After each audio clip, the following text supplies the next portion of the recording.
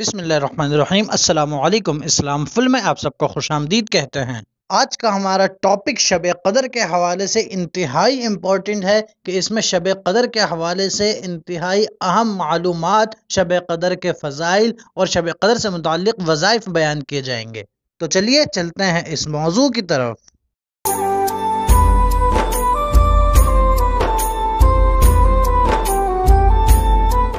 सबसे पहले शब कदर का मानी और मफ़हूम जान लेते हैं, जिस हवाले से इमाम कुर्तुबी रहमतुल्लाहि ताला अलैह फरमाते हैं कि कदर का माना है मर्तबा, और शब कदर बाकी तमाम रातों के मुकाबले में सबसे ज़्यादा बुलंद मर्तबे वाली है। इस वजह से इस रात को शब कदर कहा जाता है। और इसी तरह इमाम फ़खरुद्दीन राज़ी रहमतुल्लाहि ताला अलैह फरमाते हैं कि इस रात अल्लाह ताला ने अपनी काबिल कदर किताब यानी कुरान मजीद, सबसे ज़्यादा काबिल कदर उम्मत यानी उम्मत मुहम्मदिया, और सबसे ज़्यादा साहिब कदर रसूल यानी रसूलुल्लाह सल्लल्लाहु अलैहि वसल्लम पर नाजिल फरमाई। इसलिए इस रात को शब कदर कहा जाता है। और यही वजह है कि सूरह कद्र में कद्र का लफ्ज़ 3 दफ़ा आया है। एक दफ़ा कद्र वाली किताब के लिए, एक दफ़ा कद्र वाली उम्मत के लिए, और एक दफ़ा कद्र वाले रसूल के लिए। और इसी तरह आखिरी माना इमाम अबू बकर अल-वारिक़ रहमतुल्लाहि ताला अलैह फरमाते हैं कि ये रात इबादत करने वाले को कद्र वाला बना देती है, जो कि पहले कद्र वाला न था। इस रात में इबादत करने की वजह से कद्र वाला बन जाए, इसलिए इस रात को शब कद्र कहा जाता है। और अब जान लेते हैं कि शब कद्र हुजूर अकरम सल्लल्लाहु अलैहि वसल्लम की इस उम्मत को अता क्यों की गई। इस हवाले से मौता इमाम मालिक की बड़ी मशहूर रिवायत कि जब रसूलुल्लाह सल्लल्लाहु अलैहि वसल्लम को साबिका उम्मतों की उम्रों पर आगाह फरमाया गया, तो आप सल्लल्लाहु अलैहि वसल्लम ने उनके मुकाबले में अपनी उम्मत के लोगों की उम्र को कम देखते हुए ये ख्याल फरमाया कि मेरी उम्मत के लोग इतनी कम उम्र में साबिका उम्मतों के बराबर अमल कैसे करेंगे। बस आप सल्लल्लाहु अलैहि वसल्लम को इसी वजह से लैलतुल कद्र अता फरमा दी गई, जो 1000 महीनों से अफजल है। कि कोई इस एक रात में इबादत कर दे, वो ऐसा है जैसे उसने 1000 महीनों की इबादत की हो। और इसी तरह ये रात वो ख़ास रात है, वो अजीम रात है शब कद्र, जो सिर्फ उम्मत मुहम्मदिया सल्लल्लाहु अलैहि वसल्लम को अता हुई है। जैसा कि इमाम जलालुद्दीन सयूती रहमतुल्लाहि ताला अलैह ने तफसीर दुर्र मंसूर में नकल फरमाया कि हुजूर अकरम सल्लल्लाहु अलैहि वसल्लम ने इरशाद फरमाया कि ये मुक़द्दस रात अल्लाह ताला ने फ़कत मेरी उम्मत को अता फरमाई है। साबिका उम्मतों में ये शर्फ किसी को नहीं मिला। इसी तरह शब कद्र उम्मत मुहम्मदिया सल्लल्लाहु अलैहि वसल्लम को अता होने की तीसरी वजह मुफस्सिरीन इकराम ने अपनी तफासीर में लिखी है। जैसा कि एक वजह फतहुल कदीर में लिखी हुई है कि पिछली उम्मतों में उस शख्स को आबिद कहा जाता था, यानी इबादत गुजार कहा जाता था, कि जो 1000 महीने तक अल्लाह ताला की इबादत करे। और अगर 1000 महीनों का हिसाब लगाया जाए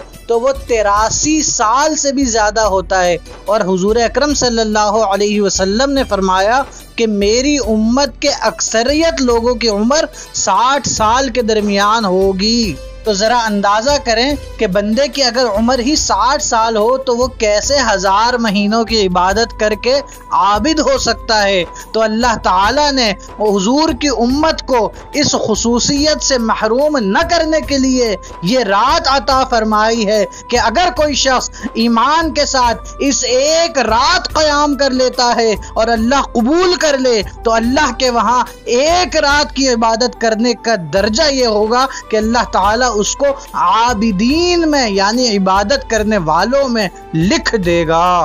और अब जान लेते हैं लैलतुल कद्र शब कद्र के हवाले से अज़मतें, कि शब कद्र कितनी फजीलतों वाली है, कितनी अज़मतों वाली है, कितनी बुजुर्गियों वाली है। تو سب سے پہلی عظمت جو شب قدر کی ہے، جو شب قدر کو باقی تمام راتوں سے زیادہ افضل اور اعلیٰ بناتی ہے، وہ یہ کہ اللہ تعالی نے قرآن مجید میں پوری سورت شب قدر کے نام پہ سورہ قدر نازل فرمائی، اور اس پوری سورت میں اللہ تعالی نے شب قدر کے فضائل بیان فرمائے، اور شب قدر کی فضیلت اور عظمتوں پر کثیر حدیث پاک موجود ہیں۔ ایک بہت طویل فہرست ہے احادیث طیبہ کی جو شب قدر کی فضیلت میں وارد ہوئی ہیں، مگر اس سے پہلے سورہ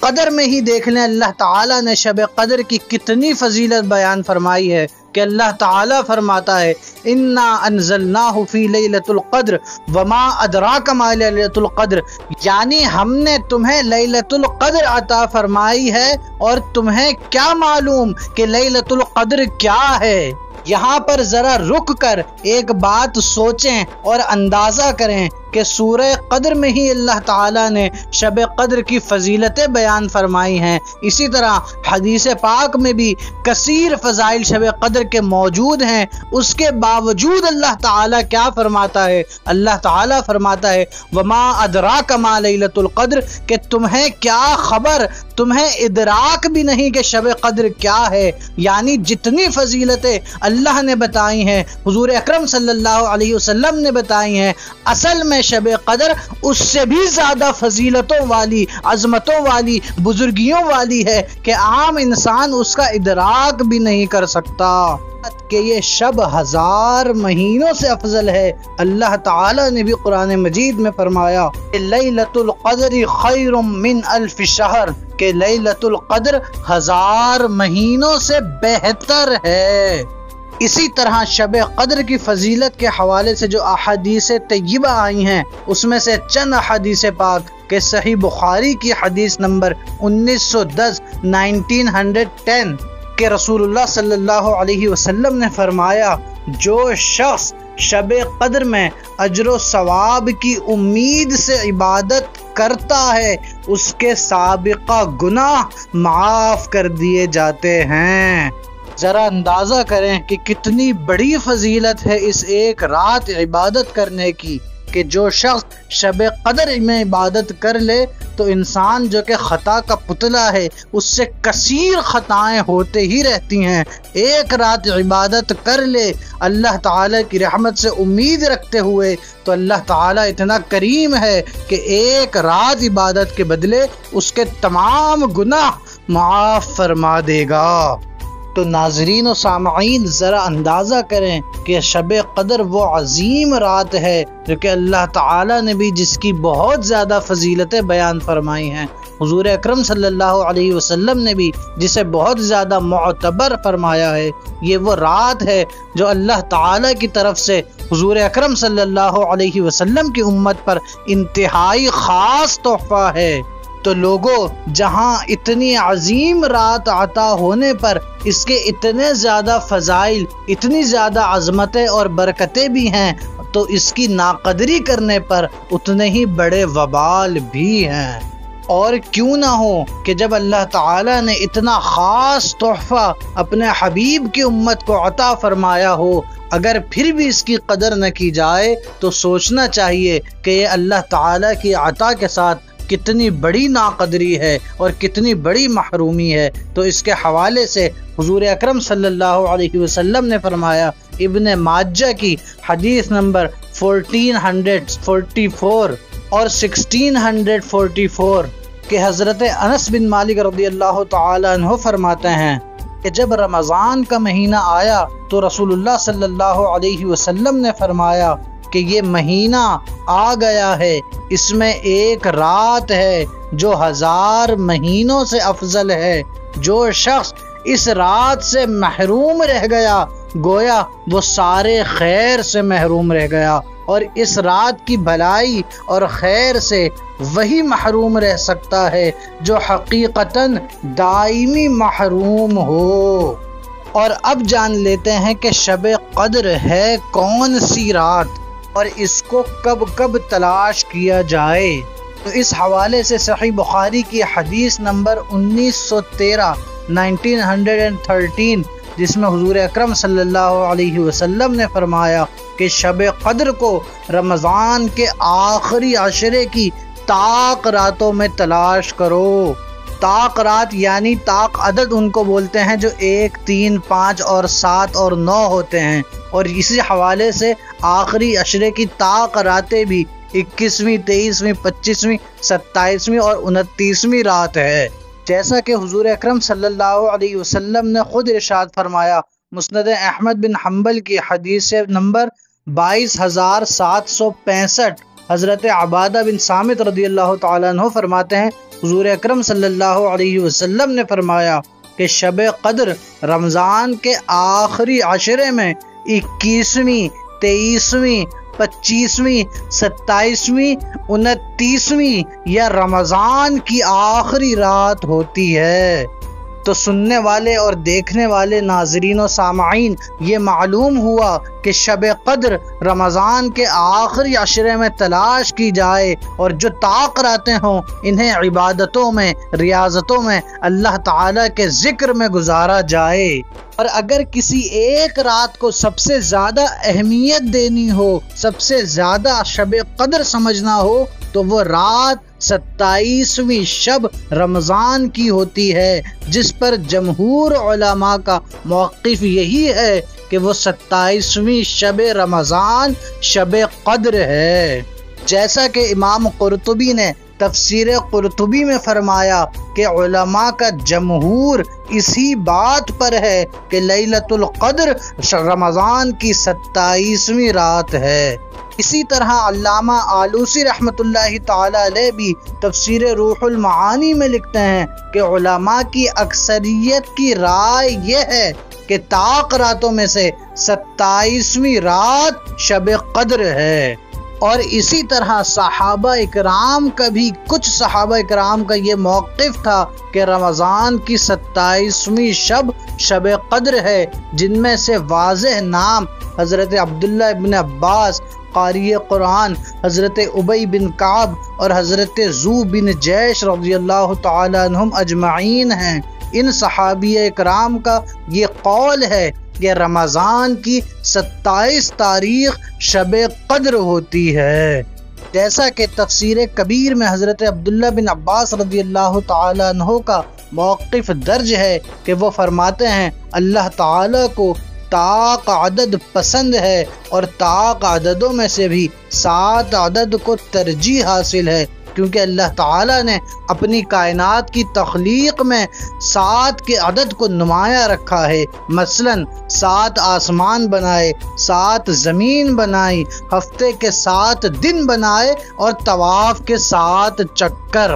اور اسی طرح شب قدر رمضان کی 27ویں رات ہونے پر حضرت عبداللہ بن عباس رضی اللہ تعالیٰ عنہ کی ایک بڑی پیاری دلیل تفسیر کبیر میں درج ہے۔ حضرت عبداللہ بن عباس رضی اللہ تعالیٰ عنہ فرماتے ہیں کہ لیلۃ القدر کے 9 حروف ہیں، یعنی یہ جو الفاظ کا مجموعہ ہے لیلۃ القدر، اس کے اگر الفاظ دیکھے جائیں تو اس میں 9 حروف ہیں، اور قرآن مجید میں اس کا تذکرہ 3 دفعہ آیا ہے، اور 9 کو اگر 3 دفعہ کیا جائے تو یہ 27 بنتا ہے۔ اس لیے شب قدر رمضان کی 27ویں رات ہے۔ تو لوگوں، یہ شب قدر اتنی عظمتوں والی، بزرگی والی، فضائل والی، مناقب والی، بندوں کو نجات دلانے والی، اللہ کی بارگاہ میں عبادت گزار لکھنے والی، 1000 مہینوں کی عبادت کا ثواب دلوانے والی رات ہے۔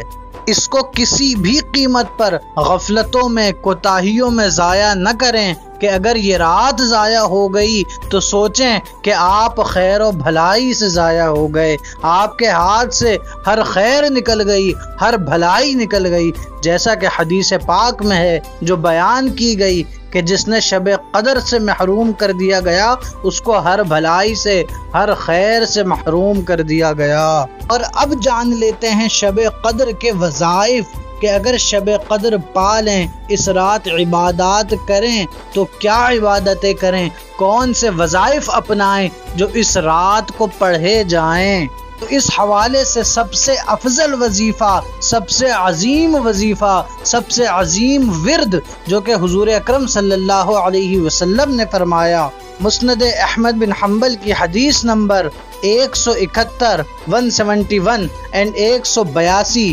182 میں حضرت عائشہ صدیقہ رضی اللہ تعالی عنہ سے مروی ہے کہ انہوں نے حضور اکرم صلی اللہ علیہ وسلم سے دریافت کیا کہ یا رسول اللہ صلی اللہ علیہ وسلم، اگر میں شب قدر کو پالوں تو ایسا کون سا عمل کروں کہ اس کی برکتیں، اس کی خیر اور اس کی بھلائیاں حاصل کر سکوں؟ تو آپ صلی اللہ علیہ وسلم نے حضرت عائشہ صدیقہ رضی اللہ تعالی عنہا کو ان الفاظ کی تلقین فرمائی کہ ان الفاظ کو کثرت سے پڑھو۔ وہ الفاظ کیا ہیں؟ بڑے چھوٹے سے الفاظ ہیں، آپ کی اسکرینز پر آ رہے ہیں۔ حضور اکرم صلی اللہ علیہ وسلم نے فرمایا، یوں کہو، اللہم انک عفو تحب العفو فاعف عنی، یعنی اے اللہ تو معاف کرنے والا ہے، معافی کو پسند کرتا ہے، پس تو مجھے معاف کر دے۔ اس حدیث پاک سے ایک اور بات سمجھ میں آئی کہ اس رات اللہ تعالیٰ سے اپنے لیے معافی مانگی جائے، اپنے گناہوں سے توبہ کی جائے، اللہ تعالیٰ کے حضور استغفار کیا جائے، اللہ تعالیٰ سے اپنی نجات مانگی جائے، اور اسی طرح نوافل کی کثرت کی جائے کہ جتنا ممکن ہو سکے نوافل میں رات گزاری جائے، اللہ تعالیٰ کے ذکر میں گزاری جائے، کہ اللہ تعالیٰ کی تسبیحات پڑھی جائیں، جیسا کہ سبحان اللہ و بحمدہ سبحان اللہ العظیم پڑھا جائے، استغفار کی تسبیح پڑھی جائے، حضور اکرم صلی اللہ علیہ وسلم پر درود پاک کی کثرت کی جائے، اور صلاۃ التسبیح پڑھنے کا بھی معمول رکھا جائے۔ یہ وہ عبادات ہیں جو کہ نیک لوگ اس رات میں کرتے ہیں۔ اس پر علماء اکرام کا، مفتیان اکرام کا، ائمہ کا، محدثین کا، مفسرین کا عمل رہا ہے کہ وہ ان راتوں میں یہ عبادات کیا کرتے تھے کہ نوافل کی کثرت کرتے، قرآن پاک کی تلاوتیں کرتے، صلاۃ التسبیح پڑھتے، اور حضور اکرم صلی اللہ علیہ وسلم پر درود پاک پڑھتے۔